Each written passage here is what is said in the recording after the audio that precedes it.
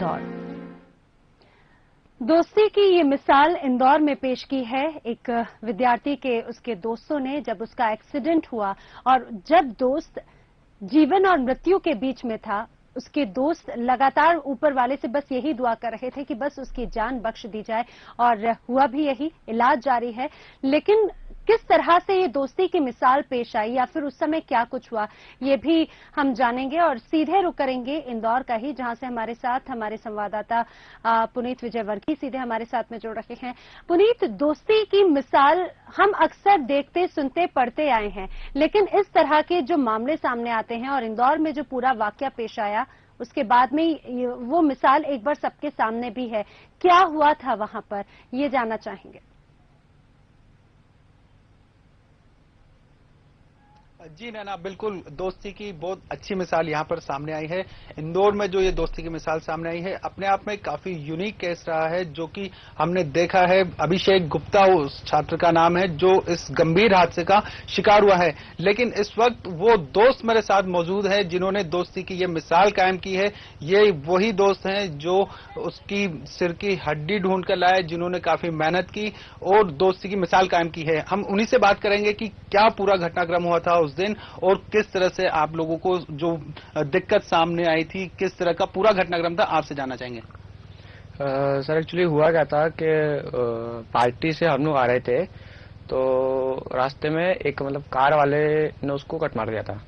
तो वो उसकी गाड़ी स्किड करके टकरा गई थी आसपास जो गुमटियां थी वहां पर। फिर पता चला था, हम लोग जब वहां पर पहुंचे ऑन द स्पॉट पे, तो वहां पता चला हम लोगों को कि उसकी जो सर की हड्डी थी वो टूट कर गिर चुकी थी वहां पर।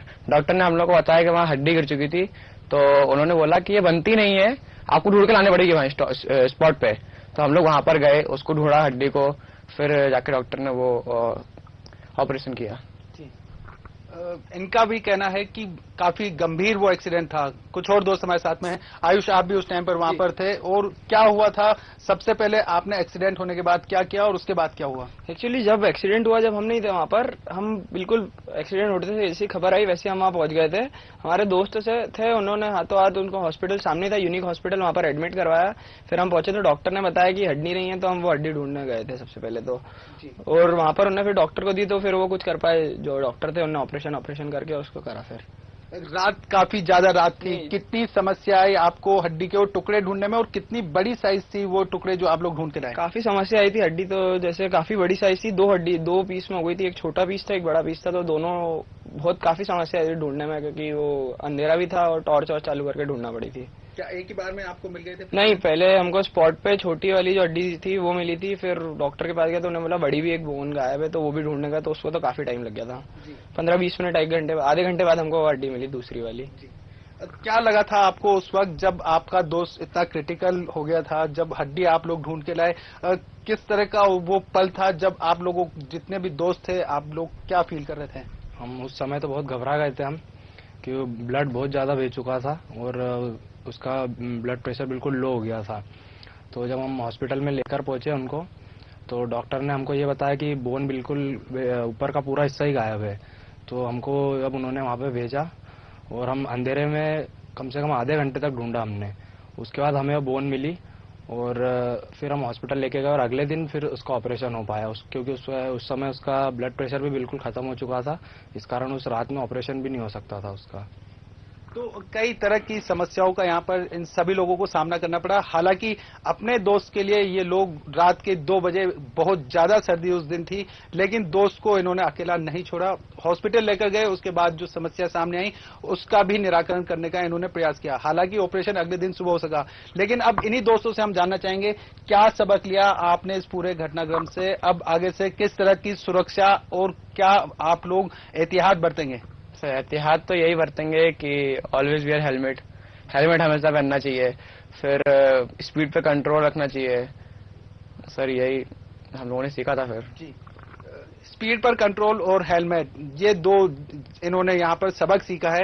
इसके अलावा क्या मानते हैं आप कितनी भी सावधानी से चलें, लेकिन यदि दूसरे की गलती से भी एक्सीडेंट होता है तो ऐसे में क्या मानते हैं, क्या कहोगे? ऐसे में कुछ भी, जैसे वो पेपर में आ रहा है कि वो तेज स्पीड में रेसिंग हो रही थी, ऐसा कुछ भी नहीं था। रेसिंग नहीं थी, नॉर्मल ठीक है 60 की स्पीड थी, रोड खाली था, उस पर चल रहे थे। आपकी गलती रहे तो आप बच सकते हैं, बाकी कोई कट मार के जाए तो उस टाइम भी हेलमेट जरूरी होना चाहिए। मेन तो हेलमेट तो होना चाहिए, बाकी आप कंट्रोल कर सकते हैं फिर भी, बाकी अब वो नहीं होना था तो हो गया जो होना था। बिल्कुल। और पुनीत, जिस तरह से ये पूरा घटनाक्रम था, बिल्कुल जिस तरह से घटनाक्रम था, और अभिषेक के जो दोस्त हैं उनकी आवाज से भी वो सारी चीजें बयां हो रही है कि आखिर उस समय की जो स्थिति थी वो स्थिति किस तरह की थी और उन्होंने कैसे फेस किया। जैसा आपने भी बताया कि उस रात जब ये एक्सीडेंट हुआ था, बहुत ठंड थी, रात के करीब 2 बज चुके थे, सिर की 2 महत्वपूर्ण हिस्से जो थे वो इधर उधर थे। बहुत ही ज्यादा संयम बरतने की भी जरूरत थी। हो सकता है कि एक बार इनके मन में ये भी आया हो कि वापस छोड़ो, क्योंकि ठंड इतनी ज्यादा हो रही है, लेकिन उस समय उनके दिमाग में सबसे पहली बात यही थी कि उनका दोस्त इस समय मुसीबत में है, उसकी जान बचानी है कैसे भी करके। जी, तो जो वो समय था, वो जो पल था जब आप उन्हें लेकर हॉस्पिटल पहुंचे, डॉक्टर ने आपसे कहा कि हड्डी के 2 पीसेस यहां पर मौजूद नहीं है, उस पल क्या आप लोग को लगा, क्या दिमाग में आया आप सब लोगों को? देखिए, पहले तो हम जब एक्सीडेंट हुआ था उसी समय एक बोन हम साथ में ही लेकर गए थे, लेकिन वो इतनी छोटी थी तो डॉक्टर ने बोला ये नहीं, बड़ा पार्ट इसका गिरा हुआ है, और वो हम बड़ा पार्ट लेके गए, उसके बाद ही इसका ऑपरेशन हो पाया था। क्या आप लोग घबराए थे थोड़ा बहुत, या आपको क्या आया था, काफी तेज ठंड थी कि जाए नहीं जाए, कुछ इस तरह की स्थिति मन में कुछ संशय रहा आप लोग को? वैसी बात है, ठंड काफी थी, बाकी ऐसा कभी नहीं सोचा, ऐसा सोचने में नहीं आया कि जाए कि नहीं जाए। बाकी वो घबराने वाली बात तो थी, ऐसा पहली बार हमने केस सुना था कि किसी की हड्डी कहीं चले गई, गिर गई, तो घबरा तो बहुत ज्यादा गए थे, मतलब बहुत ज्यादा ही घबरा गए थे हम, जितने भी दोस्त थे बिल्कुल बहुत ज्यादा घबरा गए थे। बाकी ऐसा कुछ नहीं था कि ठंड है तो नहीं जा पाएंगे, ऐसी सोच कुछ भी नहीं थी। भाई है अभिषेक, हमारे भाई जैसे ही है बिल्कुल, तो ढूंढने तो चले गए थे हम। और अब क्या दुआएं हैं इस वक्त? अभी आप फिर अभिषेक से मिलकर आए, आप लोग लगातार उनके साथ में ही हो, इंजीनियरिंग के आप लोग स्टूडेंट हैं, अब कैसी स्थिति है अभिषेक की, क्या हालत है उसकी, डॉक्टर्स का क्या कहना है? डॉक्टर्स ये बोल रहे हैं वो मतलब पहले के हिसाब से तो काफी अच्छी कंडीशन है अभी उसकी। कल भी हम लोग गए थे तो वो ये बोल रहे थे, मतलब देखा हम लोगों ने को पैर अपने मतलब मोड़ रहा था, हाथ वगैरह भी चल रहे थे उसके। तो अब यही दुआ है हमारी कि जितनी जल्दी हो सके उतनी जल्दी वो ठीक हो जाए, हमारा भाई वापस हमारे साथ आए। एक और फ्रेंड आप लोग का साथ में था, पंकज? जी हाँ, पंकज भी हमारे साथ में था। उसकी तबीयत कैसी है और उसके बारे में क्या कहेंगे आप? वो भी एकदम ठीक है सर, मतलब एकदम ठीक तो नहीं बोल सकते, बाकी हाँ वो पहले से तो काफी हद तक अच्छा है। जी, तो नैना हालत में सुधार आया है, अभिषेक की में भी थोड़ा सुधार है, जो साथी पंकज था वो भी इस वक्त थोड़े सुधार में है। लेकिन सड़क सुरक्षा सप्ताह, 26वां सड़क सुरक्षा सप्ताह का आज इंदौर शहर में समापन हुआ है। पूरे थानों की पुलिस, ट्रैफिक पुलिस, तमाम अधिकारी, सब लोग सड़क पर उतरकर लोगों को यही संदेश देते रहे कि सुरक्षा की व्यवस्था रखें, गति पर नियंत्रण रखें, हेलमेट पहने, सीट बेल्ट पहने, मोबाइल पर बात करते हुए वाहन न चलाएं, इस तरह की तमाम सीख दी गई। और इसी सप्ताह में इन लोगों का भी एक्सीडेंट हुआ है, तो कहीं न कहीं सड़क सुरक्षा सप्ताह से भी ये बात जुड़ती है। नैना, एक और बात जो मैं आपको बताना चाहूंगा कि इस साल 2014 में, वर्ष 2014 में पूरी दुनिया में तकरीबन 20 लाख लोगों की सड़क दुर्घटनाओं में मौत हुई है और इंदौर शहर में 400 से अधिक मौत हुई है।